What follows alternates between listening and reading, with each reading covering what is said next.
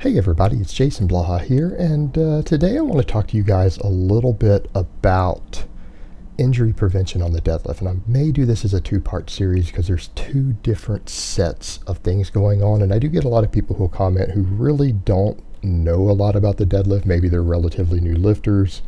Maybe they've never lifted a lot of weight on the deadlift, who are always like, oh, the way you deadlift is going to hurt you, you're going to get hurt. And the reality is, guys, I've pulled well over 600 pounds. Historically, I've had one deadlift injury and I know what caused it. And it's something I'll talk about in the next video, probably part 2. But today we want to talk mainly about technique and grinding. And what people need to remember, there's a couple of things that I honestly believe cause most of the injuries on the deadlift. Now, these injuries that I'm talking about are not related to muscle weakness. These are going to be related to your technique and the way that you're performing the deadlift and how you grind and things. Up front, I'll show you guys straight up front. I'm going to have one in here of me grinding. One of the very, very few times you guys have ever seen me or will ever see me grind a rep on the deadlift. And it was one of those, when I made that training clip a few weeks ago, when I did that, I said, you know what, I shouldn't have done that rep. I let my ego get the best of me because I stepped in and said, you know, even though I'm cutting, I'm going to do 5 reps with this weight today. I'm going to do 5 reps. And I got those 5 reps, but here's the thing.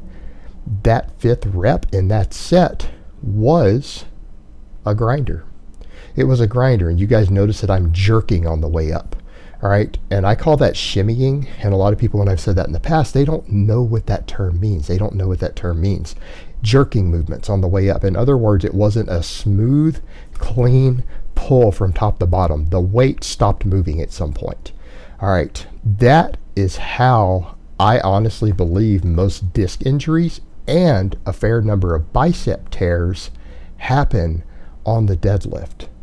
They happen by people grinding like that, because when you think about it, if you have a smooth, clean pull, there's not as much damaging tension being put either on your disc or on your bicep.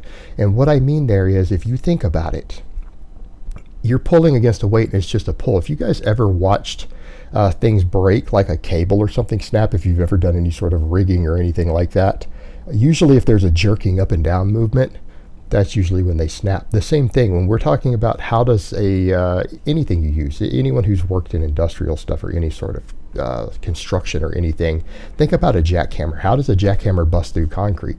Does it bust through by you pressing down on the concrete with one hard force? No, it's the jerking movements. It's a piston hitting it several times. That's what cracks the concrete. It's the jerking, it's the jarring of multiple impacts. Now, if you think about that shimmying that happens when people try to grind a deadlift rep that they can't do, you've got the weight starting and stopping several times. All right, think about that in terms of compressive stress on the disc and the spine. If you just pull the weight smooth, you have one continual force. It's a gradual force pressing, and it's done, right? And it's a given amount of weight, a given amount of force.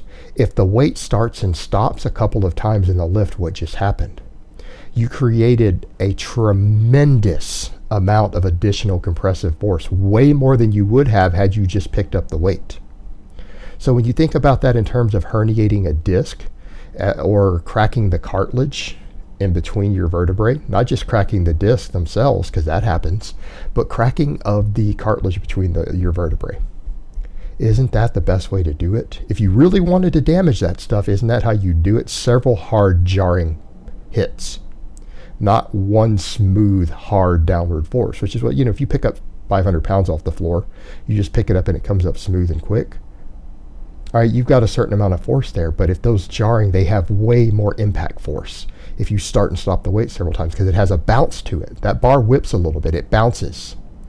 That bouncing pounds on the spine.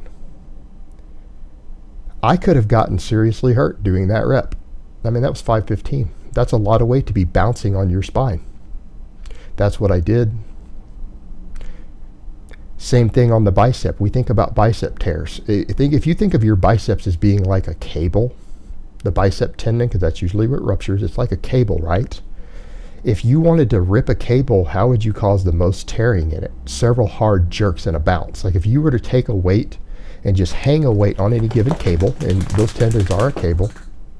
Sorry, I've got Nova in here shaking his head. The weights are a cable, or the tendon's a cable. It's exactly what it is. If you were to just hang 500 pounds off of that cable, and it's rated to handle that, and it can handle 500 pounds, it's probably not going to break. What happens if you allow slack to come in it, like you were to drop it a little bit, you were to just pick up that 500 pounds and let it bounce, like have it free fall a couple inches and bounce a couple times against that cable, and then have the tension back on it? What happens? It's far more likely to create little micro tears. Those micro tears expand and cause the full cable to bust, because they can exceed the overall tension of it at that point. Your tendons are the exact same way. They're exactly like steel cables. Like, they're very similar in their construction and the way they operate. It's the same sort of concept. It can cause additional tears through their micro tears. When those micro tears get too big and the weight is still on it too much, it just snaps and it gives. It's that jarring that does it. Now we come over to the other thing, and I do not like touch and go deadlifts. And people are like, well, I know this guy and that guy who does touch and go deadlifts. George Lehman does touch and go deadlifts, and he's really strong and uninjured. Okay, that's fine, but you're not George Lehman. You're not George Lehman. You know what? I've known guys who've taken multiple rounds from an AK-47, stand up and walk around, and they're just fine. That proves that the AK-47 doesn't really hurt people, right? That's absolute proof, because I know a guy right now. He was hit 3 times in Iraq, and you would never know. He was hit with an AK 3 times, and he's up walking around just fine. Completely able-bodied. He was not injured, right? AK's not dangerous. That's the same logic you're using. Countless people have damaged discs in their back by doing touch and go deadlifts. I know multiple people do it. Every single person I have ever met personally, who I can think of off the top of my head, who has a herniated disc from deadlifting, they all are touch and go deadlifters. And if you think about it, the same sort of thing happens when you hit the floor and rebounce. It's one thing if you were to barely hold on. Like, people notice a lot of serious lifters, they turn loose at the top. It doesn't hit the floor hard. There's no damage to them. So what happens if you lower the weight, let the weight drop, and you're not holding on to it tight? You're just keeping your hands on it, but you're not engaging your back. Nothing. It doesn't hurt you at all, because there's no tension on the back if you have almost a free fall eccentric rep. But people who are doing touch and go are maintaining tension at the bottom, right? Because you're not just turning loose and re-grabbing it instantly at the floor. Most people who do touch and go are lowering it under some degree of control. You're immediately re-shifting and pulling from the floor after you just jarred it and it bounced a little bit. Go back to that jarring motion, you get that. But here's the thing. We all recognize that bad technique is a good way. Side loading, shifting, incorrect foot placement is a good way to get hurt on the deadlift. Anyone disagree on that? That bad technique increases your chance, moving the bar through a weird path? Well, if you just tap it off the floor and pull again,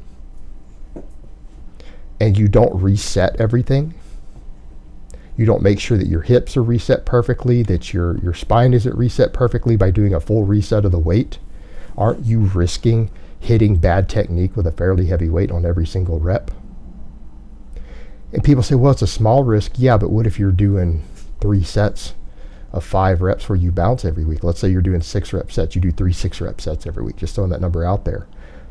And then you do 5 reps where you tap it like that. That's 15 chances per week to get it wrong.